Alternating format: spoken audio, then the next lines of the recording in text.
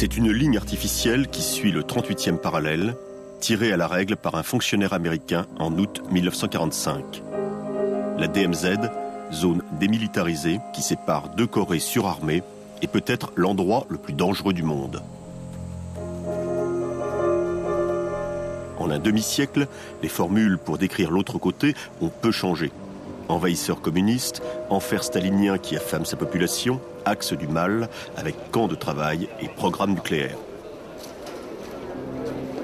Aujourd'hui pourtant, côté sud, l'ambiance est plus détendue.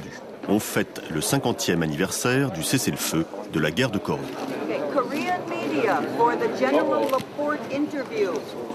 Le commandement américain, fidèle allié du Sud, a invité 2500 vétérans comme pour faire revivre la menace du communisme mondial.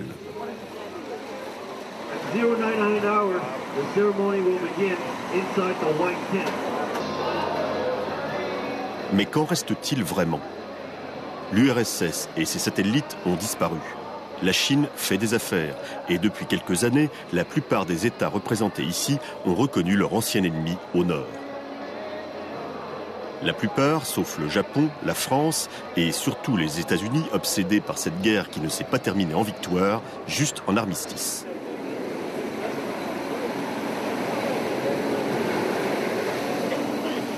"21 nations provided forces from the United Nations to support South Korea to fight aggression, to fight the communist aggression, and to guarantee peace and liberty in a democratic form of government." Reste la DMZ, frontière artificielle, barrière idéologique, cicatrice pour les familles coréennes séparées. La DMZ qui empêche toute connaissance de ses ennemis si parfaits et si impénétrables.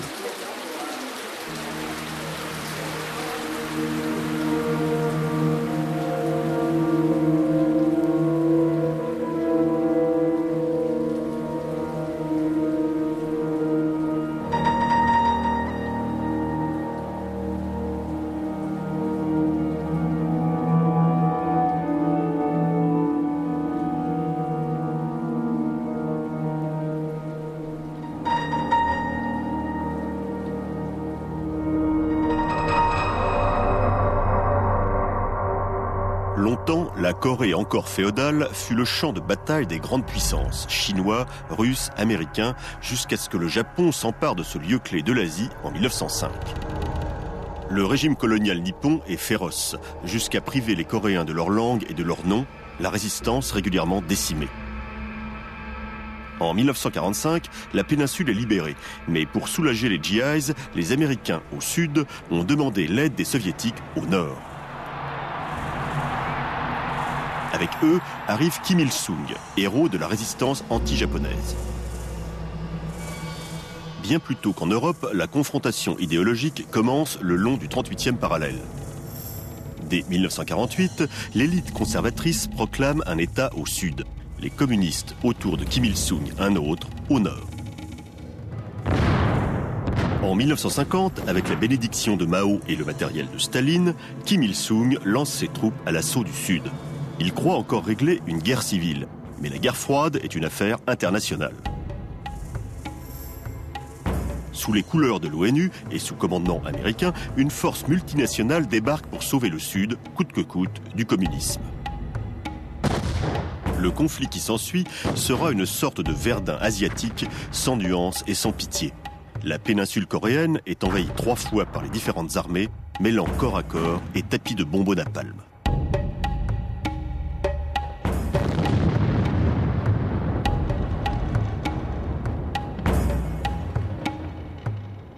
Lorsqu'en 1951, Pékin envoie 1 million de volontaires aider le Nord et tenir les Américains à distance de son territoire, le général MacArthur, furieux de ne pas l'emporter, est prêt à utiliser la bombe atomique.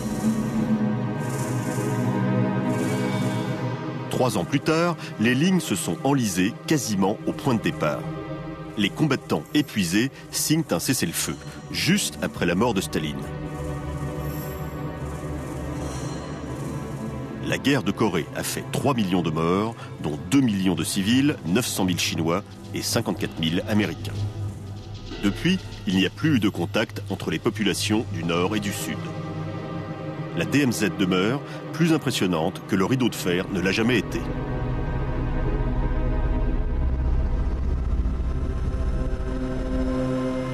Aux portes de Séoul, 700 000 Sud-Coréens et 35 000 Américains défendent toujours cette digue anticommuniste. La campagne n'est qu'une longue réserve de casemates, de murs anti-chars, de lance-missiles et d'artillerie.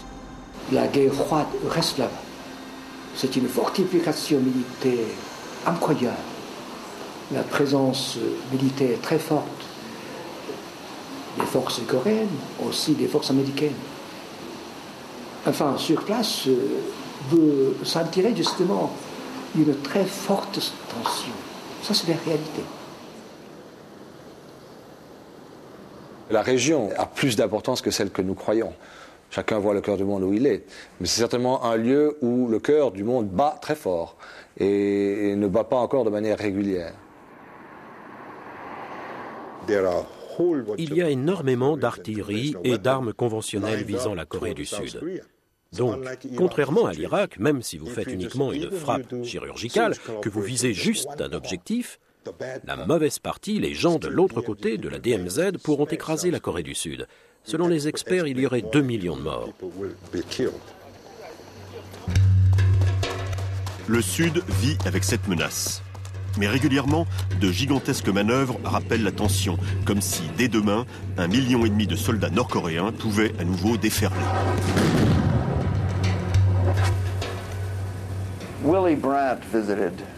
En 1989, Willy Brandt s'est rendu en Corée du Sud. C'est lui qui avait lancé la politique vers l'Est, que les Coréens ont ensuite repris avec leur politique vers le Nord. Nous avons passé beaucoup de temps ensemble. Il est allé à la DMZ. À son retour, il m'a confié qu'il n'avait jamais rien vu de tel, comme si le temps s'était figé. Il a poursuivi qu'il détestait le mur de Berlin, mais que les gens faisaient des tags pour montrer à quel point ils haïssaient ce mur. Il y avait des portes pour que les gens puissent passer, mais aussi la télé et la radio. Ici, rien de tel. La DMZ avait figé le temps et les dégâts psychologiques que l'on découvrirait des deux côtés après son démantèlement seraient pires que ceux auxquels il avait fallu faire face après la chute du mur de Berlin. De l'autre côté, le Nord, et ses 11 000 pièces d'artillerie qui visent Séoul. Sauf qu'ici, la menace est inversée. La Corée du Nord ne se voit pas comme une dictature rebelle, mais comme l'incarnation d'une nation unie depuis l'Antiquité et ne cesse de dénoncer la DMZ.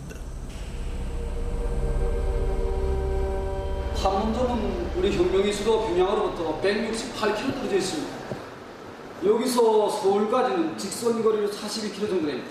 마라톤 선수들이면 2시간 남짓 하면 달려갈 수 있는 군사 경계선에서 북과 남으로 각각 2km씩 되는 곳에 경계선을 두어서 4km의 너비를 가진 비무장지대를 설정했습니다. 122개의 마을과 240여 개의 각종 도로 3개의 철길이 거리를 달렸습니다. 해상도에 우리 군인들이 처소입니다. 미군 처소입니다. 우리 조선반도에서는 지금 언제 어느 시각에 전쟁이 터질지 모르는 그런 긴장한 정세가 지속되고 있습니다.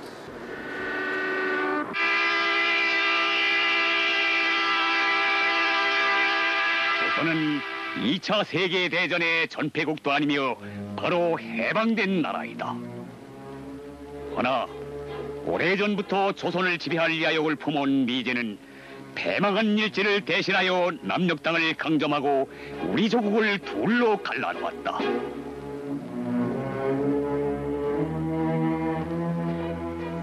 이런 목적으로부터 미국은 종전담판을 제기할 때 우리 측 영토가 아니라 원산 앞바다에 와 있던 단마르크 병원선 수들에 내어가라는 배후의 사자고 주장을 했습니다. 우리는 우리 쪽 군사 통제적으로 넘어와서 담판할 것을 강하게 주장했습니다. Vous avez chaque quelques mois des escarmouches, des soldats qui s'entretuent, donc l'atmosphère de guerre continue. C'est cette atmosphère de guerre qui permet peut-être au régime très autoritaire de maintenir son pouvoir sur le peuple.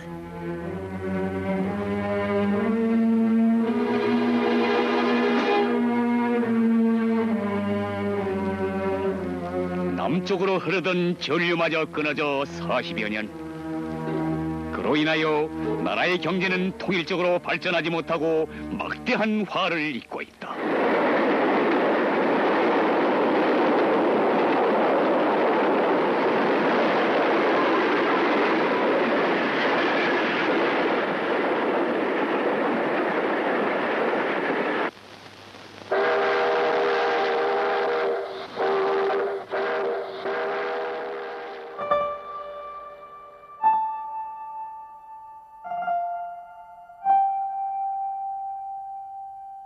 Lorsqu'un pays est partagé par une frontière artificielle et que de chaque côté s'exercent les plus inconciliables des propagandes, il est naïf de se demander d'où vient la guerre. C'est cette frontière qui est la guerre, écrit le cinéaste Chris Marker en 1958 en visitant la Corée du Nord. Il en fera un livre. Son ami Francis Lemarque, lui, filme ces images inédites à ce jour. 1958, c'est la guerre froide. La DMZ a à peine 5 ans. La Corée du Nord est déjà fermée, mais pas encore isolée. Assez libre, Marker et ses amis découvrent un pays surprenant, dynamique, un pays qui n'est pas sous tutelle soviétique, un pays orgueilleux et fier de sa propre vision. Pyongyang continue de se présenter fièrement, capable de vider ses rues en 10 minutes lors des exercices antinucléaires. La nuit, ces boulevards ne sont pas éclairés. Les ascenseurs ne marchent que 2 fois par jour. Les façades sont creuses et souvent, les estomacs des habitants aussi. Le pays sait qu'il doit changer et en même temps, farouchement nationaliste, il résiste. Cette Corée d'aujourd'hui, hermétique, fait-elle vraiment plus peur que celle de 1958 ? Une fois la guerre finie en 1953, le pays s'est rétabli très rapidement, grâce à l'aide des Soviétiques, des Chinois et des Européens de l'Est, bien sûr, mais surtout grâce aux efforts des Coréens eux-mêmes. À la fin des années 50, la Corée du Nord avait probablement le plus fort taux de croissance économique au monde. C'était une vraie réussite économique, même si c'est difficile à croire aujourd'hui. Il y avait une énergie incroyable, de l'enthousiasme. Les gens reconstruisaient leur pays. À l'époque, les buildings poussent en quelques jours, constate Chris Marker. Les purges du parti pour éliminer toute rivalité au grand général Kim Il-sung, elles, ne sont pas visibles. À l'école, on fait des collectes pour les frères de Séoul. Même les Américains doutent du développement du Sud. Certains Coréens se réfugient au nord, fantasme de la Corée éternelle, qui est jusqu'au milieu des années 70 le seul pays industrialisé d'Asie avec le Japon. Le régime se construit sa doctrine, à la fois paternaliste et ultra-militarisée, le Juche. Les dirigeants nord-coréens ont intégré des traditions populaires, des danses, des chants, afin de mobiliser, d'embrigader les gens et de susciter leur enthousiasme vis-à-vis du système. Ils prenaient des rituels bouddhistes et chamaniques et les incorporaient à des événements politiques. Et cela fonctionnait très bien. Les gens se sentaient à l'aise, car cela faisait partie de leurs traditions ancestrales. C'est encore vrai aujourd'hui.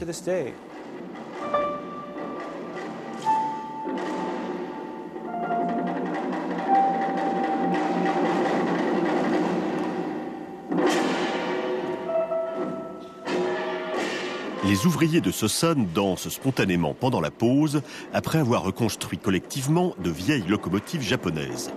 Ils impressionnent les visiteurs.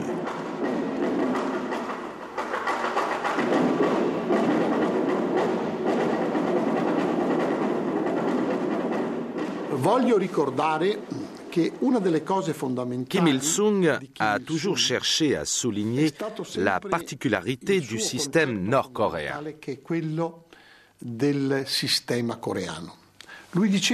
Pour lui, il ne s'agissait pas d'un système communiste. Il ne faut pas oublier que la Corée se trouve entre l'Union soviétique et la Chine. Et par conséquent, Kim Il-sung a souvent rencontré des difficultés au sein du parti à cause de l'influence exercée par ses deux puissants voisins.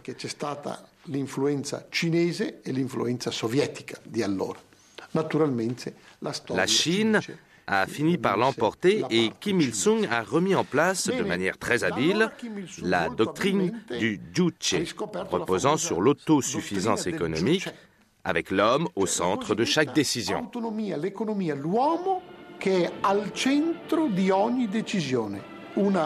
Alors c'est une philosophie spécifique à la Corée. Kim Il-sung, en effet, voulait une nation indépendante. Après plus d'un siècle de domination japonaise, il voulait rendre au peuple sa dignité.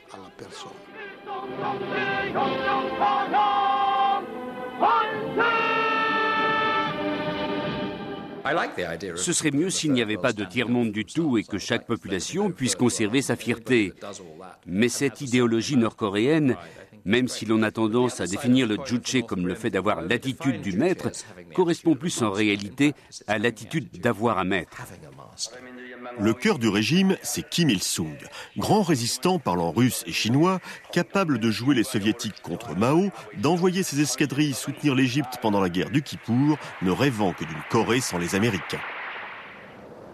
Charismatique, toujours prêt à visiter une ferme collective, il est devenu l'omniprésent père de la nation, même après sa mort. Le calendrier du Juche commence le jour de sa naissance. Les fêtes nationales sont les anniversaires du père et de son fils Kim Jong-il. Comme s'ils avaient besoin que le dirigeant leur serve de cerveau. Mais l'objectif, c'est d'embrigader les gens. C'est ça le rôle des médias. Et pour être honnête, c'est là où j'avais tort avec l'effondrement. Ça ne s'effondre pas. Il semble qu'ils aient réussi. En Corée du Nord, on ne tombe pas tout de suite sur des cyniques dès qu'on va dans un bar en dehors du programme officiel. On ne trouve pas cet autre aspect. J'ai du mal à croire que cela n'existe pas.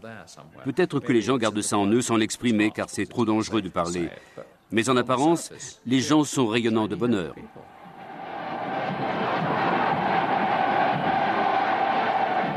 Est-ce uniquement la répression qui fait défiler les gens? Même au pire moment, aucune révolte d'envergure n'a été signalée en Corée du Nord. Mais entre 1994 et 1998, 2 à 3 millions d'habitants sont morts de faim. Certains se sont même réfugiés en Chine. La Chine, qui depuis 20 ans, livre du riz à un pouvoir trop orgueilleux pour l'avouer. Quand la fin de la famine, appelée la marche difficile, a officiellement été déclarée en Corée du Nord en 1998, les gens se sont mis à danser, peut-on lire dans de nombreux rapports. Lors de célébrations, les gens expriment leur joie en dansant. C'est une société très émotionnelle et les encouragements de l'État vont dans ce sens.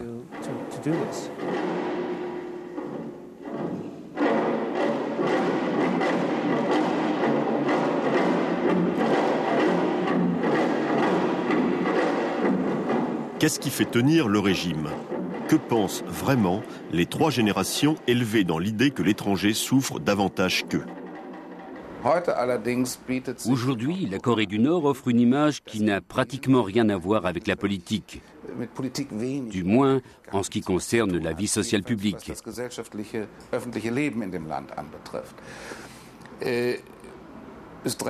Cela s'apparente davantage à une secte religieuse, à une communauté de croyances, ce qui, comme on le sait dans d'autres régions du monde, est parfois beaucoup plus dangereux qu'une idéologie politique.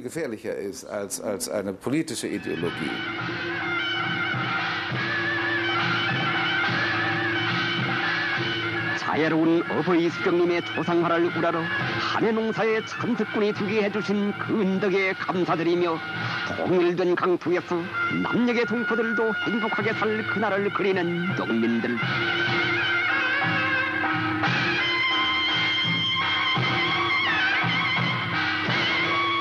위대한 수령님의 따사로운 햇발 아래 공화국 북반구의 온 농촌이 지상낙원으로 전변되고 Le fait que Kim Il-sung soit une sorte de roi pour les gens en Corée du Nord, l'existence d'une hiérarchie et d'une distinction sociale très stricte, et l'idée même du Juche comme sorte d'idéologie dominante, rappelle assez la tradition confucianiste coréenne.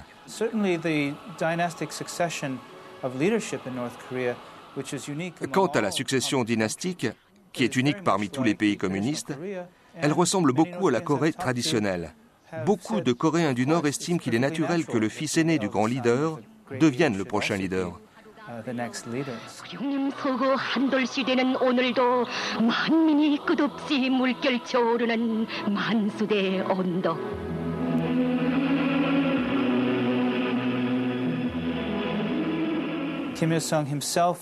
Kim Il-sung a grandi dans un environnement chrétien.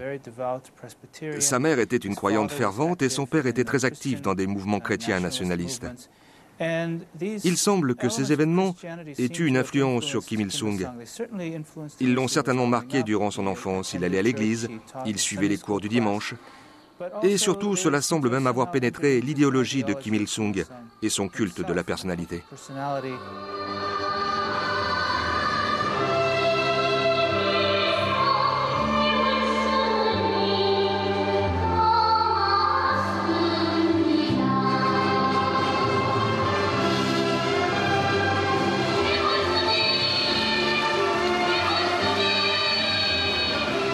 Dès la fin du XIXe siècle, le Nord était devenu un haut lieu religieux. C'est là, autour de Pyongyang, que les missionnaires protestants venus d'Europe et d'Amérique sont venus semer idées et méthodes.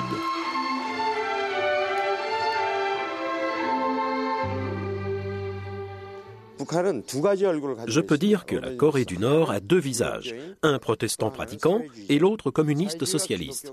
Ils ont accepté le socialisme-communisme et le protestantisme comme une nouvelle civilisation occidentale. On peut le voir à partir de la famille de Kim Il-sung. Kim m'a d'ailleurs raconté une anecdote au sujet de sa mère. Elle était très chrétienne, elle l'emmenait avec elle au temple pour assister à l'office, mais il finissait toujours par s'endormir.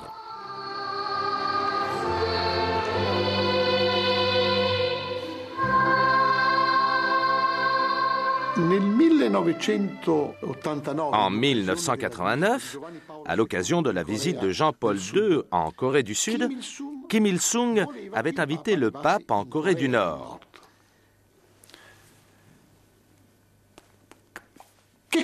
Mais cette visite n'a pas eu lieu, car au mois de mai, la révolte de Tiananmen ébranle la Chine. Kim Il-sung manifeste alors une certaine réserve. Tiananmen, la chute du mur de Berlin, Ceausescu fusillé, comme toutes les télévisions du monde, celle de Séoul au sud montre ces événements, la fin d'un monde. Car entre-temps, grâce aux aides de Washington, la Corée du Sud est devenue une puissance économique bientôt 25 fois plus riche que le Nord, et même une démocratie. La fin de l'URSS marque aussi la fin des aides à Pyongyang. Le Nord se retrouve un petit pays endetté, isolé, sans pétrole, sans électricité. Au début des années 90, l'ONU est tout de même autorisée à visiter un nouveau chantier. Alors que le Sud poursuit son boom économique, le Nord, lui, s'est lancé dans une toute autre production, solitaire et coûteuse, un vaste programme nucléaire. We have been very impressed with the capacity of the research workers and the engineers here who have succeeded on their own to construct nuclear reactors. You're only hardworking, but not have a rest. Les scientifiques nord-coréens ont beau répéter que le site de Yongbyon ne sert qu'à produire l'énergie qui leur manque, avec le plutonium, on peut aussi produire des bombes.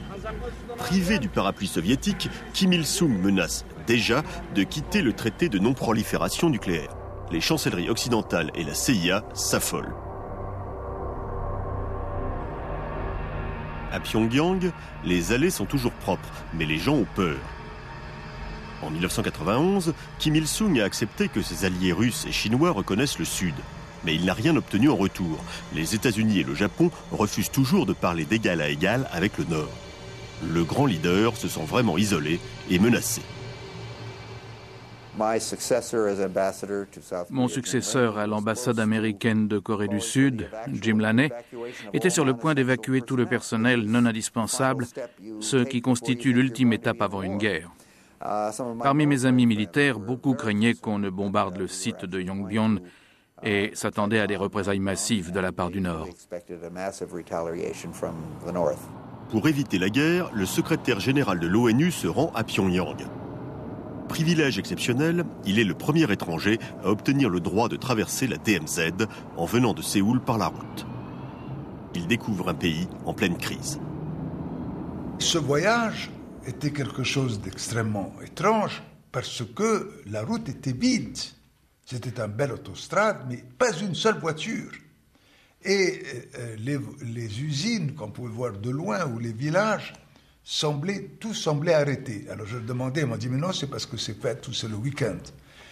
Plus tard, j'ai appris qu'elle ne fonctionnait pas.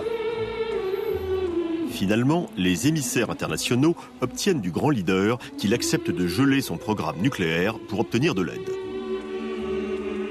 Il faut se mettre à la place des dirigeants, ils sont sur la défensive et ils tiennent à défendre leur idéologie ou ils tiennent même à défendre la classe politique qui domine le pays. En juin 1994, l'accord promet 2 réacteurs civils et 500 000 tonnes de fioul par an, fournis par les Américains, les Japonais et les Sud-Coréens. Mais un mois plus tard, Kim Il-sung meurt d'une crise cardiaque.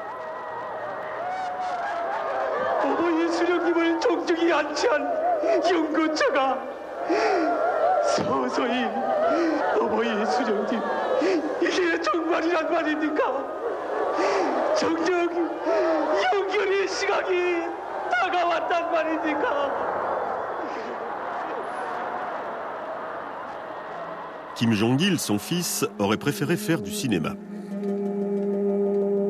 Mais selon la volonté de son père, il hérite de l'accord et d'un pays bloqué, profondément insécurisé. Suivent 3 années de deuil. Lorsque Kim Jong-il réapparaît, ses choix ne sont pas très clairs, hormis une chose, pour se maintenir, le dauphin décide de tout miser sur l'armée.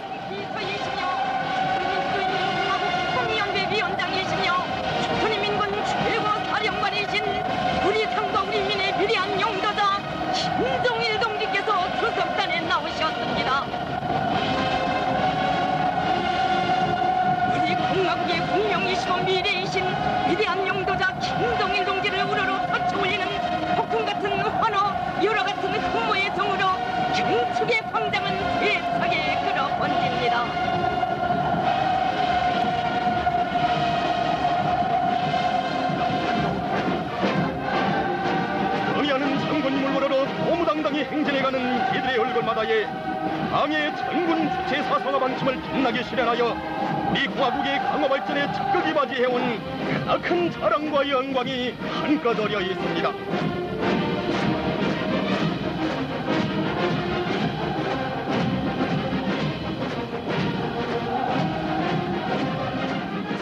Moi, je vois qu'il y a une continuité. Ce qui domine le plus, c'est la politique intérieure.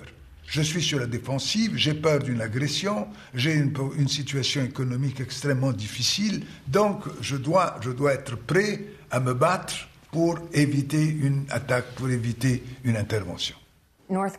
La Corée du Nord agit en suivant un paradigme parfaitement logique pour eux, même s'il ne l'est pas pour le reste du monde.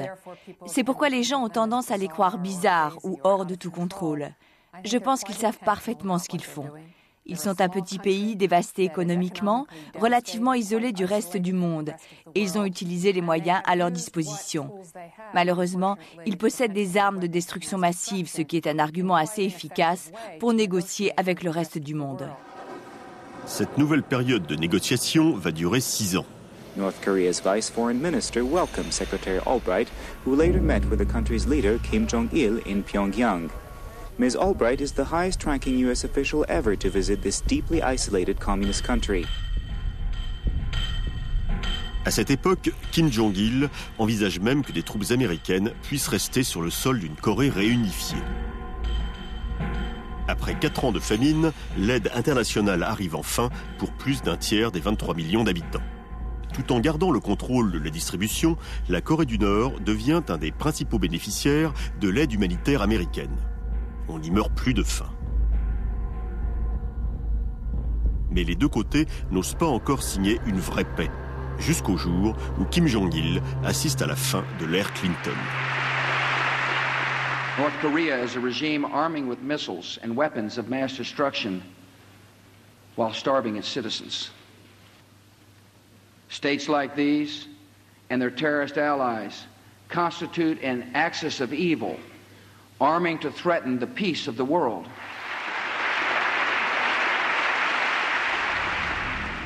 Les négociations précédentes et les condoléances de Pyongyang après le 11 septembre sont balayées.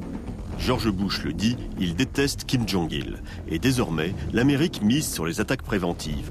Mais ce que le monde retient, c'est que la Corée du Nord a relancé son programme nucléaire. South Korea has no intention of attacking North Korea, nor does America. We're purely defensive, and the reason we have to be defensive is because there is a threatening position on the DMZ. The Pentagon recently ordered long-range bombers to the western Pacific island of Guam after North Korean fighter jets intercepted a U.S. reconnaissance plane in international airspace March 2nd. North Korea has called the incident an act of self-defense. A recent satellite photograph appears to show a steam plume coming from North Korea's nuclear reactor facility of in war Yongbyon. Veterans reacted by burning an effigy of North Korean leader Kim Jong-il. La Chine, principal soutien de Pyongyang, s'inquiète de la radicalisation du débat. Comme sous Clinton, il faut intervenir. À l'époque, nous sommes beaucoup intervenus à huis clos en faisant des efforts diplomatiques pour résoudre pacifiquement la première crise. Et je pense que la politique américaine, chinoise et coréenne du Sud se sont plutôt bien coordonnées. Mais cette fois, la situation est plus compliquée. Tout d'abord parce que c'est Bush et non plus Clinton qui se trouve à la Maison-Blanche. Mais surtout parce que Kim Jong-il tient beaucoup plus que son père à avoir la bombe atomique.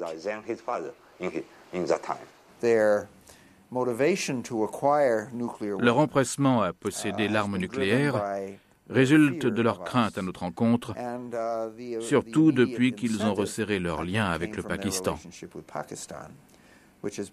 Ils ont vendu des missiles au Pakistan. Le Dr Khan s'est rendu plusieurs fois en Corée du Nord. Le fait que le Pakistan se sente beaucoup moins menacé par l'Inde depuis qu'il possède lui aussi l'arme nucléaire ne saurait être étranger à ce rapprochement.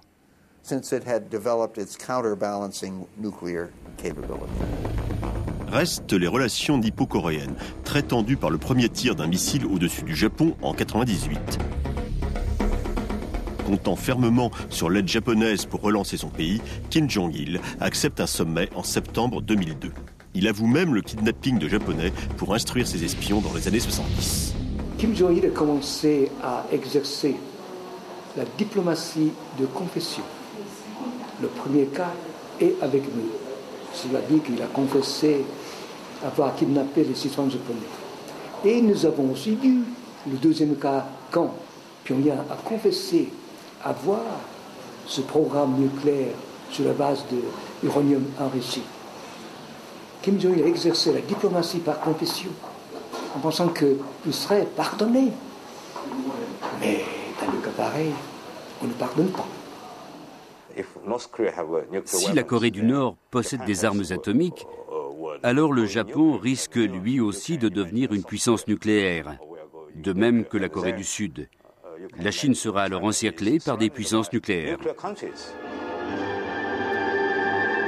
Une fois de plus, la Corée du Nord se sent seule contre tous. Ils veulent vraiment devenir une puissance nucléaire, être une des 9 puissances nucléaires au monde. Il y en a 8 à ce jour, et ils veulent montrer à leur peuple que la Corée du Nord est un pays puissant. Gangsangdaegu, comme on dit en coréen, le pays le plus fort. La Corée est une petite nation, mais grâce aux grands leaders, elle deviendra forte et respectée de tous.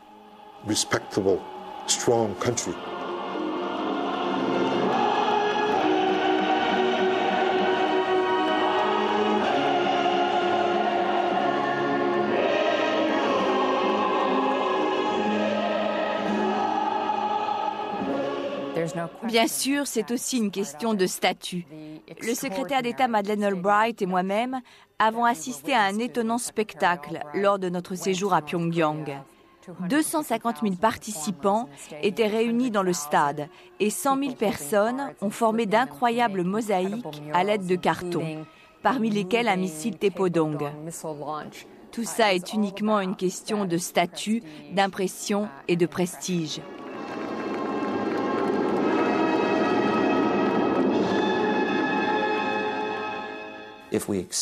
Si nous acceptons cela, si nous ne le condamnons pas et n'agissons pas de telle sorte que tous les autres producteurs de bombes potentielles sachent que nous ne tolérerons pas ce genre d'activité, que nous saurions soutenir ni récompenser, alors je pense que cela dépend de nous.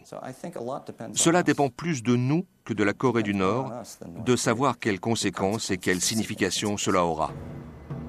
Il ne s'agit pas d'interrompre le dialogue. Nous dialoguons avec eux, mais nous plaçons la barre très haut avant de faire quoi que ce soit pour eux. C'est-à-dire qu'il faudra d'abord qu'ils observent une foule de recommandations qu'ils ont refusé de prendre en considération jusqu'à présent.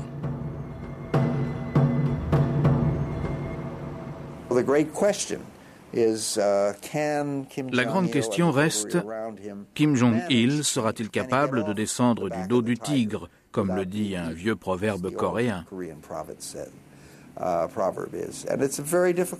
Saura-t-il gérer le changement? À Washington, un tas de gens souhaitent changer ce régime. N'importe qui, sauf Kim Jong-il. J'ignore si cela changerait les choses. Un militaire abolirait-il les goulags? Introduirait-il une économie moderne en Corée du Nord?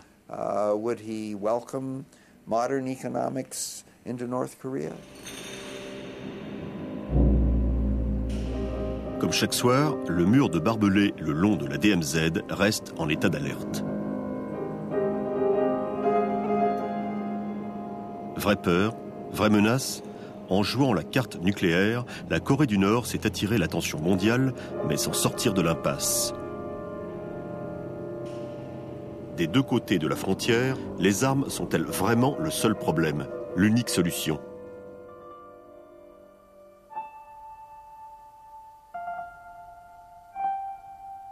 Il existe une Corée du Nord plus rassurante.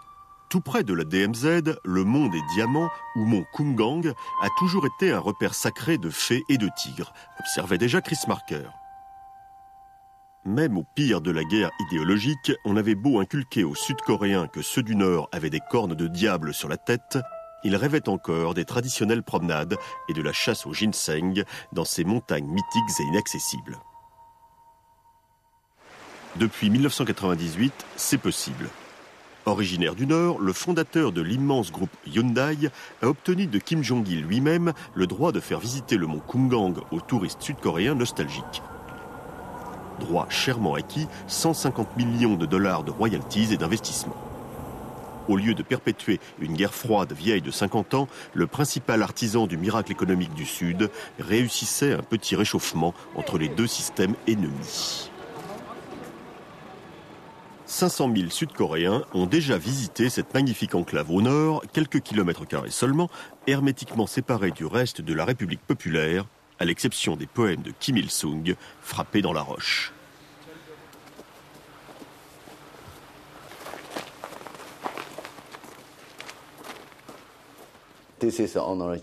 Voici Feu, notre fondateur, l'homme lion. Le Sud et le Nord sont complètement séparés l'un de l'autre. Et il va créer un pont pour relier ces deux îles. Tel a toujours été son désir. C'est sa contribution à la réunification Nord-Sud.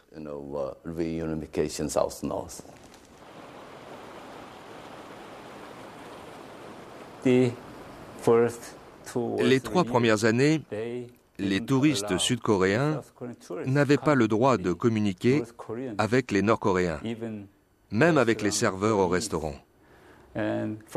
Mais l'année dernière, les Nord-Coréens ont émis le souhait que les Sud-Coréens se rendent dans leur restaurant, ce qui montre qu'ils comprennent les efforts de Hyundai.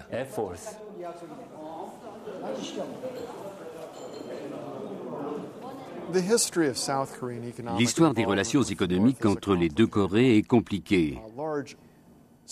De grosses sociétés sud-coréennes comme Hyundai ont été utilisées pour promouvoir les intérêts politiques étrangers du gouvernement de Séoul. Hyundai, par exemple, a conclu des accords commerciaux qui se sont avérés non viables avec la Corée du Nord, à la condition que le gouvernement sud-coréen subventionne ces opérations.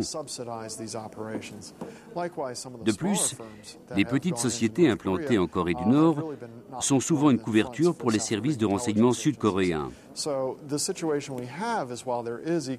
La Corée du Nord et la Corée du Sud ont noué des relations économiques, mais celles-ci servent principalement les intérêts politiques.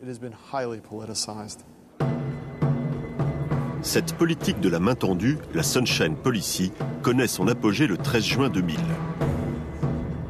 Ce jour-là, Kim Dae-jung, dissident devenu président, se rend à Pyongyang. D'un coup, il met fin à 50 ans de rhétorique anticommuniste sud-coréenne.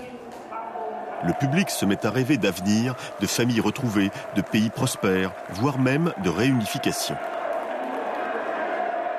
Personne ne sait encore rien des 200 millions de dollars qui auraient été versés au Nord pour que la rencontre ait lieu. 평양도 가보니까 우리 땅이었습니다. 평양에 사는 사람도 우리하고 같은 핏줄, 같은 민족이었습니다. 그들도 겉으로야 뭐라고 말하고 살아왔건 마음속으로는 남쪽 동포들에 대해서 그리움과 사랑의 정이 깊이 배어 있다는 것을 조금 말해보면 알 수 있었습니다. 그는 너무도 당연합니다. 반만년 우리 민족이 단일 민족으로서 내려왔습니다. 봉인은 이룩한 지도 1300년이 되었습니다.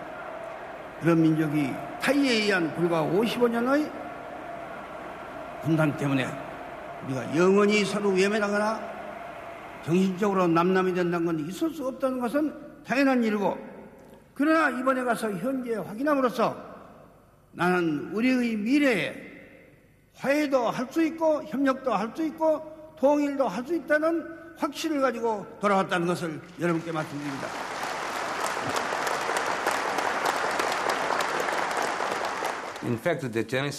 La politique de la main tendue trouve son origine dans le discours prononcé par le président Kim Dae-jung en septembre 1994, dans lequel il demande aux États-Unis de renoncer à toute forme de politique restrictive envers la Corée du Nord. Il suggère au gouvernement américain d'opter davantage pour une politique d'entraide ou une politique de la main tendue à l'instar de celle adoptée envers la Chine et l'Union soviétique. Et grâce à cette politique de la main tendue, le gouvernement américain a eu une attitude plus souple au début de la crise nucléaire de 1994. Cela signifie se mettre à table avec Kim Jong-il.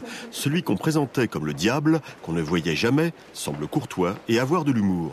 Jamais le Nord n'a paru aussi normal. 남쪽에도 내가 어제 밤에 좀 늦게까지 대대기를 남쪽 MBC도 보고 서울 듣고 봤는데 뭐 남쪽 주민들도 아마 다 환영해 주는 특별히 또 실향이라든가 탈북자이라는 거 많이 소개해서 잘 봤습니다. 그들이 눈물 흘리면서 고향 소식이나 이번에 좀 전달될 수 있지 않는가, 그 길이 빨라지지 않겠는가 이렇게 많이 생각을 한다고 소개 많이 하십니다. 실제 우는 장면 그냥 나와. 외국 기자들도 수백 명 있는데 1000여 명 기자를 보고 기립박수하고 그랬다고. 우리가 공항에 가서.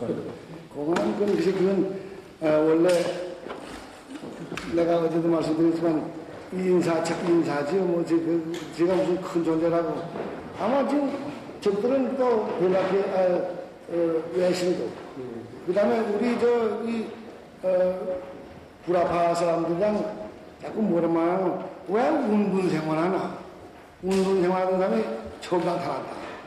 난 세상에 과거에 중국도 갔댔고, 뭐 인도네시아도 갔댔고, 외국에 뭐 비공개도 많이 갔댔고 했는데, 나보고 운둔 생활을 하는데, 그래서 김 대통령이 오셔서 이제 운둔에서 해방됐다.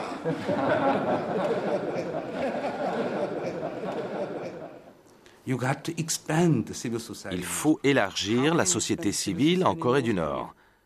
Et par quels moyens? Grâce à la pénétration du marché, à l'ouverture de la Corée du Nord, à des échanges plus nombreux, ainsi qu'à une plus large coopération entre la Corée du Nord et le reste du monde. C'est à cette seule condition que la Corée du Nord pourra changer.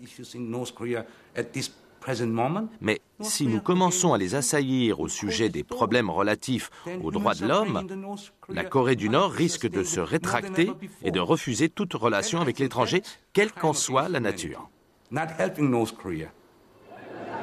Depuis juin 2000, les réunions de familles séparées n'avancent que lentement.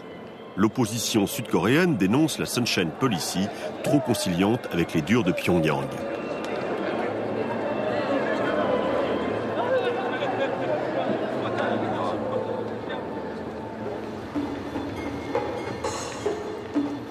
Sur les marchés du Sud, pourtant, on trouve des produits du Nord. Les jeunes, ceux qui avaient oublié l'autre Corée, ont été convaincus.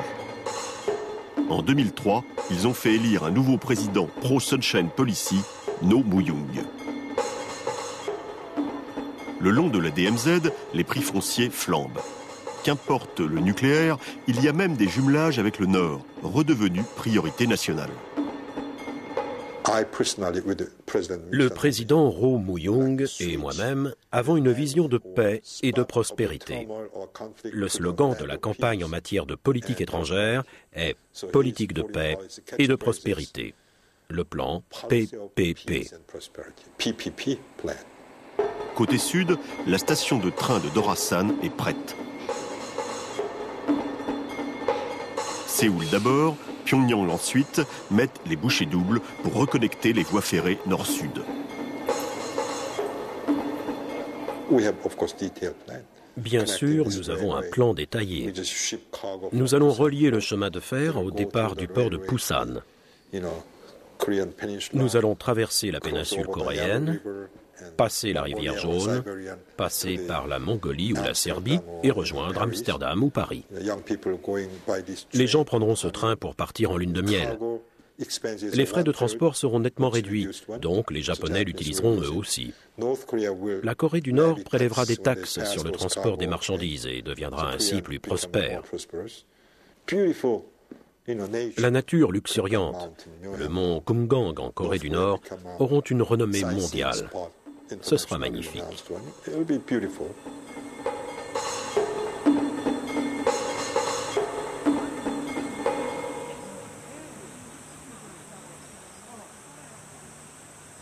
Après un demi-siècle de séparation hermétique, Nord et Sud-Coréens ont commencé à faire des trous dans les barbelés. 3 ans après le sommet de Pyongyang a lieu un premier voyage. 120 députés et industriels traversent la DMZ par un couloir spécialement déminé. Une excursion juste de l'autre côté de la zone tampon, mais lourde de symboles. Ils vont assister au lancement du premier parc industriel intercoréen, une sorte de mini-Hong Kong du Nord. L'économie nord-coréenne se porte très mal, mais elle pourrait remonter la pente grâce à l'adoption d'une nouvelle politique plus appropriée. La Corée du Nord peut en effet se prévaloir d'une large main-d'œuvre. Ce qui lui fait défaut, c'est un programme précis. Les Nord-Coréens ne savent pas comment faire pour commercialiser et distribuer leurs produits à l'étranger.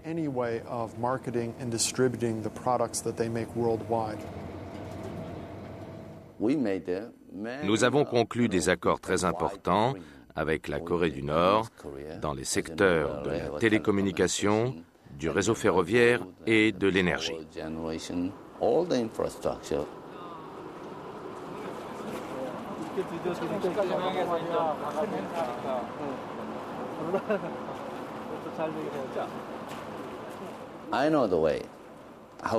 Je sais comment les faire travailler.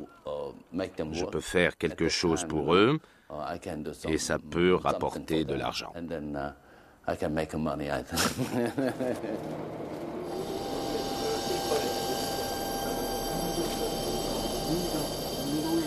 Il reste difficile d'exporter des produits faits en Corée du Nord.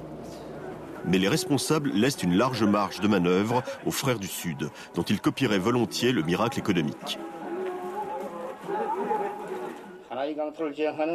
Les échanges par bus sont devenus réguliers, il y a même des vols directs Séoul-Pyongyang. Attirés par le coût de la main-d'œuvre, 500 entreprises du Sud seraient déjà intéressées par le site tout près de la ville de Kaesong. Les managers insistent sur l'absence de conflits sociaux, sur le fait que les ouvriers sont de la même origine, qu'ils parlent la même langue. Les salaires ont été fixés à $50 par mois.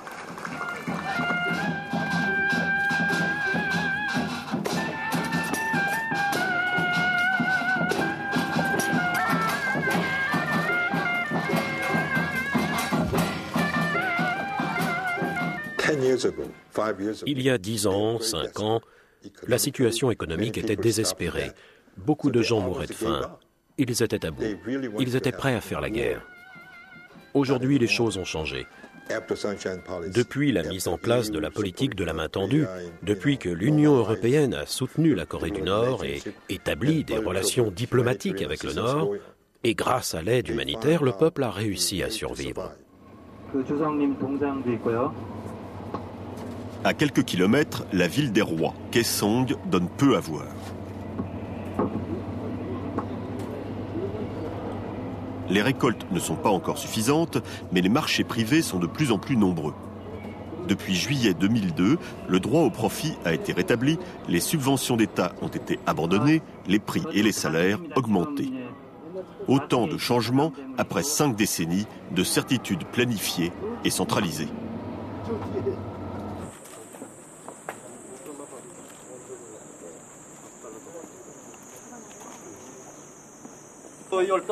$15인데 풍정해드리게 되면 또 여기 $15인데 마음에 드시면 $10 해드리겠습니다. 마음에 안 들면은 $5 해드리겠습니다.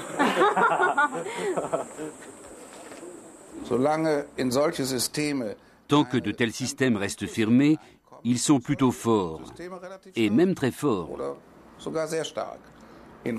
En tout cas, vers l'intérieur. Vers l'extérieur, moins.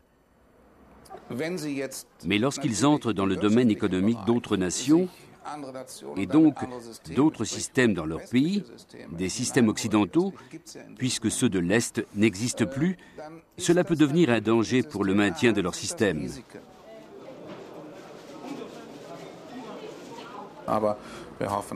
D'ici la fin de l'année, nous espérons ouvrir une première salle de lecture étrangère, c'est-à-dire une annexe de l'Institut Goethe à Pyongyang. Il s'agit d'une petite révolution en ce qui concerne la coopération avec Pyongyang.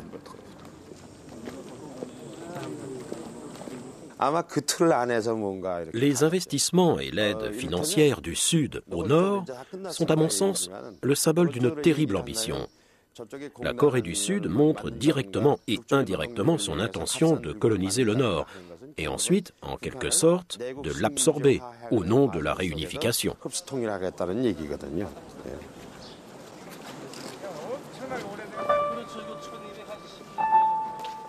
Il y a 45 ans, les mêmes images, au même endroit. Chris Marker avait lui aussi visité Kaesong et noté que le sourire oriental est un masque, que l'asiatique est un tigre cousu dans une peau de chat. Quelles sont les intentions réelles du Nord? Les négociations restent difficiles et sulfureuses. Le fils du fondateur de Hyundai, ici au beau milieu de la DMZ, s'est suicidé en août 2003, menacé de prison dans l'enquête sur les financements occultes du Nord.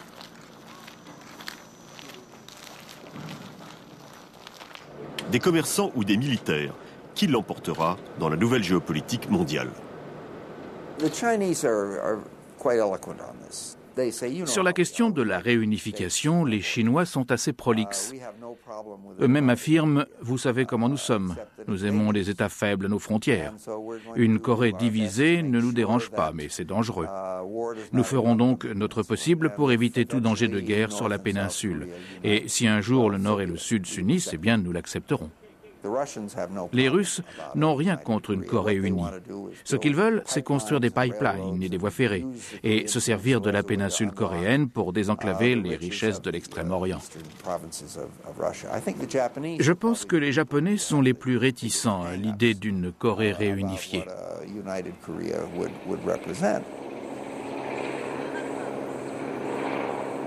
Souvent, j'ai entendu dire que après l'unification, si la Corée unifiée possède la bombe nucléaire, pas mal, mais quand même, on ne peut pas accepter cette situation hypothétique.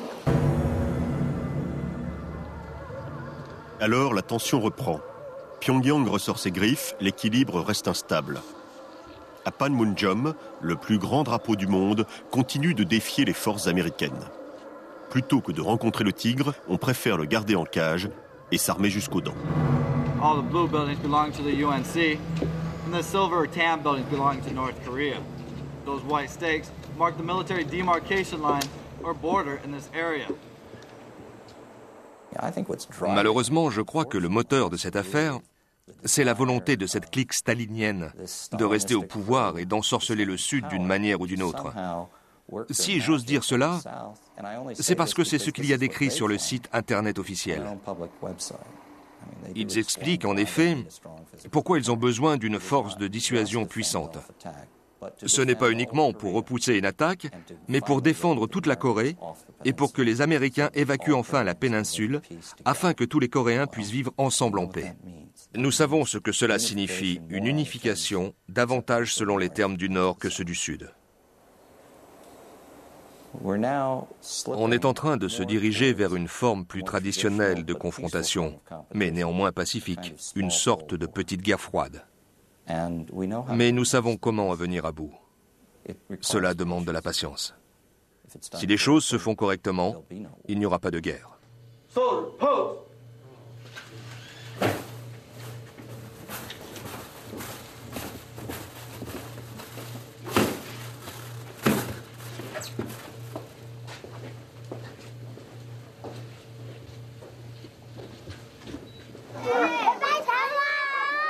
Le dimanche, les Sud-Coréens qui n'ont plus peur du Nord continuent de venir au pont de la Liberté, juste devant la DMZ.